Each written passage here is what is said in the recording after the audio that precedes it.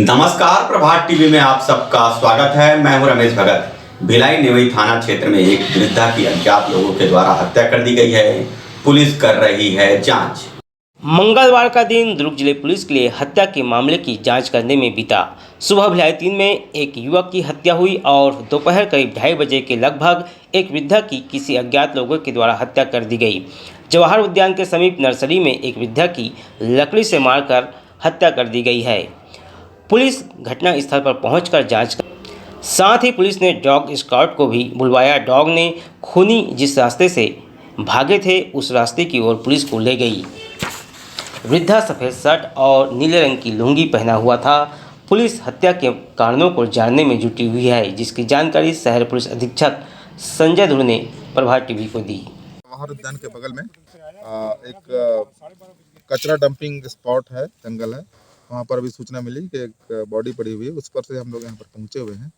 एक व्यक्ति है जो लगभग 60-62 साल की उम्र का लग रहा है, अज्ञात है और ऐसा लग रहा है किसी कठोर वस्तु से सर पर वार किया गया है। उस पर से इसकी मौत हुई है।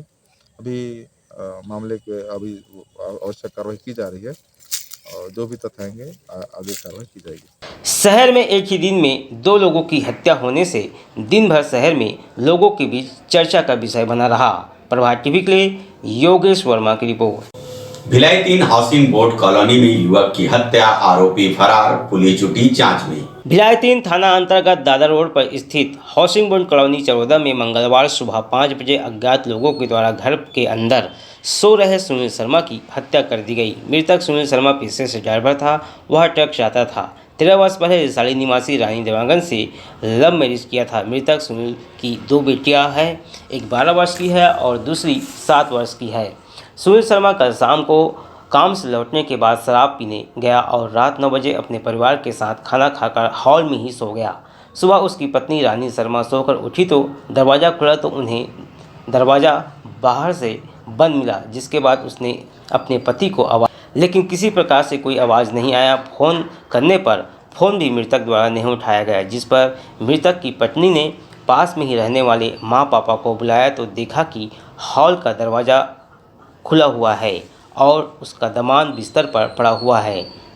सिर पर से खून बह रहा था और उसकी सांसें चल रही थी। उसने भिलाई 3 पुलिस को इसकी सूचना दी। फिर हालत में अस्पताल ले जाया गया, जहां मृतक ने अंतिम सांस ली। पुलिस मामले की जांच कर रही है, जिसकी जानकारी शहर पुलिस अधीक्षक संजय धुर ने प्रभात टीवी को इस प्रकार से दी। प्रातः सूचना मिली कि एक घर में एक व्यक्ति मृतावस्था में था और बगल वाले रूम में उसका परिवार सोया हुआ था। उसी पर से पुलिस की टीम हमारी वहाँ पहुंची है और बॉडी को आवश्यक कार्रवाई हेतु पीएम आदि के लिए रवाना कर दिया गया है और अभी मर्ग काम करते हुए पीएम उपरांत 302 की भी कार्रवाई की जाएगी। और एक ही घर में जिस प्रकार से बॉडी मिला है उस हिसाब से देख ऐसा प्रतीत हो रहा है कि कोई जानने या पहचानने वाले व्यक्ति के द्वारा हत्या के कारणों को जानने पुलिस हर एंगल से जांच कर रही है। साथ ही आसपास लगे सीसीटीवी कैमरे की भी जांच कर रही है। प्रभात टीवी के लिए योगेश वर्मा की रिपोर्ट। हमें ये पता कैसे चलता है कि ये सही है ये गलत है? वो पता चलता है हमारे माँ बाप से, दोस्तों से, रिश्तेदारों से, समाज से।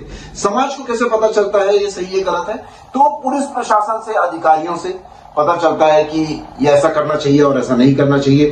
पुलिस प्रशासन को या दूसरों को, अधिकारियों को कैसे पता चलता है? तो वो उनको पता चलता है कोर्ट से, lower court, high court, supreme court से। कोर्टों को कैसे पता चलता है कि ये सही है और गलत है? तो वो पता चलता है हमारे संविधान से। हमारा संविधान जो कि ये विश्व का सबसे बड़ा लिखित संविधान है, 395 पेज का, और उसको बनाने में 2 साल लग गए थे। अगर हम अपने संविधान के हिसाब से चलते हैं तो हम बहुत ही तरक्की करते हैं और कभी हमें को कोई प्रॉब्लम नहीं आती है। संविधान हमारे देश की आत्मा है। जैसे हम अपनी अंतरात्मा को सुन के हम अगर चले तो हमारे को कभी प्रॉब्लम नहीं आएगी, वैसे ही हम संविधान के हिसाब से चले। अगर देश चलता है तो तब भी उनको कोई प्रॉब्लम नहीं आएगी और वो निरंतर आगे बढ़ेगा।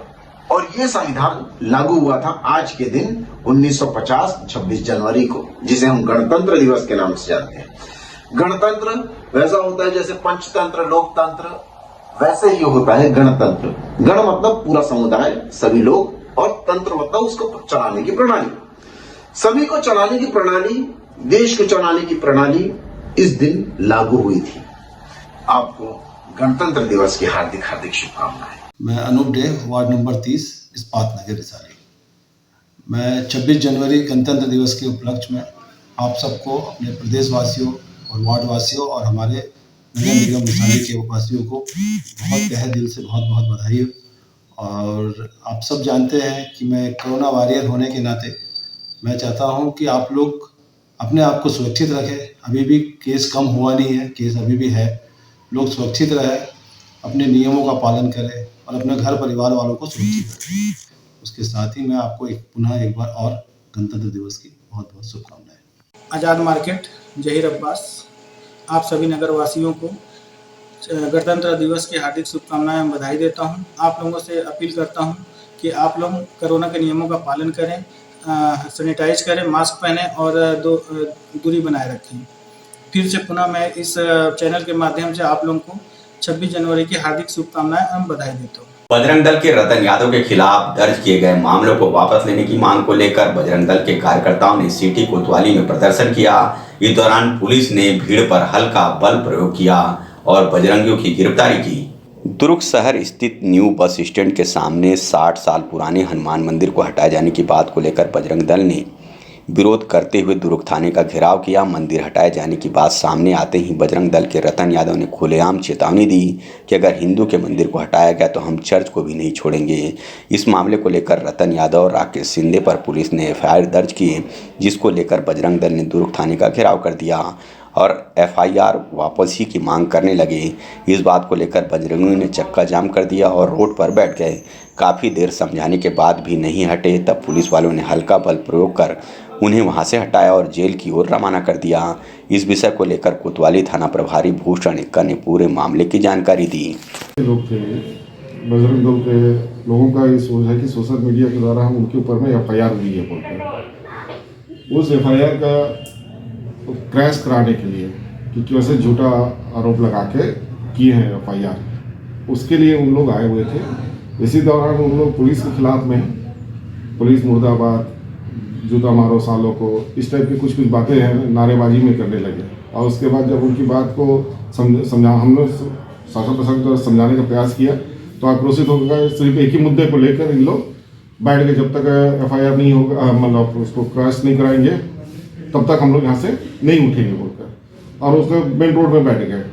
और जो ट्रैफिक व्यवस्थित करने के लिए जो ड्रम लगाए थे वो तो सबको फेंक फाक दिए, साइड कर दिए और बीच रोड में बैठ गया। न्यायालय परिसर है जहाँ पर प्रतिबंध है इलाका, 44 धारा 144 धारा लगी रहती है। उस जगह पर बैठकर मेन रोड में न्यायालय के परिसर और थाने के बीच में बैठकर पूरे रोड को जाम करके नारेबाजी करने लगे।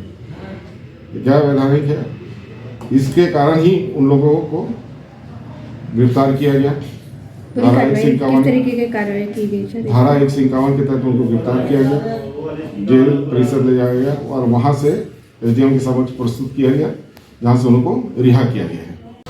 नेताजी सुभाष चंद्र बोस की जयंती छत्तीसगढ़ अनुसूचित जाति विकास महासंघ युवा प्रकोष्ठ के द्वारा मनाया गया। इस दौरान बड़ी संख्या में लोगों की मौजूदगी रही। छत्तीसगढ़ अनुसूचित जाति विकास महासंघ युवा प्रकोष्ठ के तत्वाधान में नेताजी सुभाष चंद्र बोस की जयंती नन्हे मुन्ने बच्चों के साथ बड़े ही हर्षोल्लास के साथ 3 तालाब गार्डन बापूनगर खुर्सीपार में मनाया गया। इस गरिमामय आयोजन के मुख्य अतिथि नवनिर्वाचित पार्षद एवं जोन अध्यक्ष भूपेंद्र यादव थे। उन्होंने कहा कि नेताजी ने भारत माता की आज़ादी के लिए कठिन संघर्ष करते हुए दूसरे राष्ट्रों से सहयोग लेकर आज़ाद हिंद फौज का निर्माण कर भारत माता को आज़ाद कराया। उसी तरह हमें भी नेताजी से सीख लेते हुए अपनी मातृभूमि, अपने समाज में निरंतर निस्वार्थ सेवा करनी चाहिए। अध्यक्षता कर रहे नवनिर्वाचित पार्षद शुभम झा ने अपने उद्बोधन में कहा कि हर माता पिता एवं जिम्मेदार लोगों को अपने बच्चे और युवाओं को राष्ट्रभक्ति का पाठ पढ़ा अच्छी शिक्षा दे ताकि वे भविष्य में सभ्य समाज एवं राष्ट्र का निर्माण कर सके।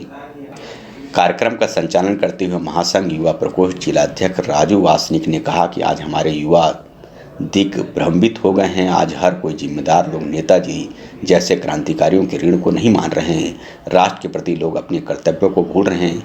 हमें भी राष्ट्रभक्त बनकर एक दूसरे के प्रति मदद कर ईमानदार रूपी व्यवहार करते हुए सभ्य समाज एवं मजबूत राष्ट्र का निर्माण करें, यही हमारे नेताजी के प्रति सच्ची श्रद्धांजलि होगी। बहुत ही गर्व का दिन है कि ऐसी महान विभूति जिन्होंने भारत की इस पावन धरा पर अपना जन्म लिया, आज उनके जन्म जयंती के दिन हम लोग सब यहाँ इकट्ठे हुए हैं।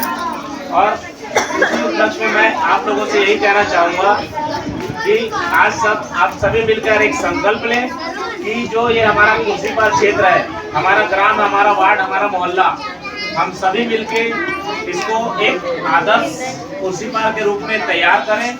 माता पिता है वो बच्चे को ये सिखाइए कि बच्चे अगर कुछ भी सोचे तो माता पिता आप हैं, आप उनका सपोर्ट करिए। बच्चे कुछ भी सोचे आप सपोर्ट करिए, लेकिन वो राह सही होनी चाहिए। राह गलत हो तो उस राह में सपोर्ट मत करिए। आपको समझ में आता है, आप उनके माँ बाप हैं, बच्चे गलत सोच रहे हैं कि सही सोच रहे हैं ये आपको अच्छा पता है। बच्चों की पसंद में उनकी मजबूती ढूंढिए जिसमें आपका बच्चा आगे बढ़ सकता है। आज मात्र जो है क्रांतिकारियों की वजह से हम लोग खुल करके आज जी खा रहे हैं। उनमें से सबसे बड़ा महान हस्तियों में से सुभाष चंद्र बोस जी का आज 23 जनवरी को जन्म हुआ था। उसी उपलक्ष्य में हम लोग इनका नाम भर मात्र ले लें, हम लोग आज धन्य हो जाएं। इस आयोजन में नवनिर्वाचित पार्षद एवं जोन अध्यक्ष भूपेंद्र यादव एवं पार्षद शुभम झा का मंच के माध्यम से लोगों द्वारा सम्मान भी किया गया। इस मौके पर बड़ी संख्या में वार्ड के लोगों की उपस्थिति भी देखने को मिली। अंत में बच्चों एवं सभी को मास्क व मिठाइयाँ वितरित की गई, साथ ही सोशल डिस्टेंस का पालन करने के लिए प्रेरित किया गया। प्रभात टीवी के लिए भिलाई से रमेश भगत की रिपोर्ट। बीएम शाह हॉस्पिटल द्वारा संचालित गिदोड़ी देवी मेमोरियल चैरिटेबल हॉस्पिटल एवं रिसर्च सेंटर जनरल सर्जरी, हड्डी रोग, जनरल मेडिसिन, प्रसूति एवं स्त्री रोग, शहर के जाने माने डॉक्टरों द्वारा इलाज की सुविधा। हॉस्पिटल में सर्व सुविधा युक्त ऑपरेशन थिएटर, दवाई की दुकान, प्राइवेट रूम सहित अनेकों सुविधाएं। आयुष्मान कार्ड के तहत इलाज की विशेष सुविधा। पता G road, new Khursipar, Bhilai. Phone number 0788405101। Mobile number 8821030555। तांबा, पीतल, कांसा, aluminium, stainless steel, cooker, mixie सभी प्रकार के बर्तनों के चिल्लर एवं थोक विक्रेता। यहाँ पर कुकर, मिक्सी, गैस चूल्हा बनाए जाते हैं। अनुराग मेटल शॉप नंबर 10, नेहरू भवन road, Supela, Bhilai. Mobile number 9827187008।